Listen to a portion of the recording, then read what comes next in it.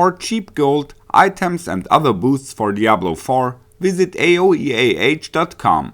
Check out the link in the description, you get 3% off with the code ARIAT. Hello and welcome everybody. The provisional patch notes for the next season have recently been released and we'll be able to test them on the PTR this week. But I'd like to talk about a few points in advance because there's a lot to come and the Barbarian maybe will become totally overpowered again, despite the planned nerfs. But first of all, a few class details that were not known at the time of the last video. The Barbarian is getting some new unique pants, which boosts the ancients, whether you get them from the ulti or from other aspects. There's also a new pair of gloves coming into play for double swing. I'm already curious about the affixes, which are not shown yet. There's also a new aspect that boosts the dust devils and triggers them when you use shouts. The druid gets a unique ring for the landslide skill, a pair of shoes for shapeshifters, and an aspect for Maul, the bear basic attack. Necromancers also will get 2 uniques, an amulet that enhances the blight skill by some extra projectiles, and gloves which let Blood Surge consume corpses to generate extra novas. The new legendary aspect is interesting for summoner necros. Skeleton priests will reinforce skeleton warriors. For rogues, 2 unique rings come into play, one for rapid fire and one for flurry. Barrage gets a new aspect that provides more attack speed, and the arrows also will penetrate one monster. I wanted to design a build that uses these attacks, maybe I can try on the PTR. For the mage, we will have a new amulet for Frozen Orb, and gloves which upgrade the basic skill Firebolt.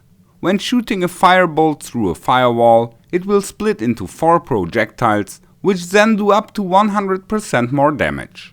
The combination Firewall-Firebolt could become really interesting, and maybe Frozen Orb will finally become a viable main skill.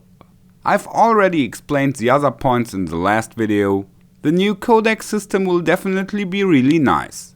It will prevent us from trashing our chests with aspects, and when we have found a good role, we can even use it as often as we like.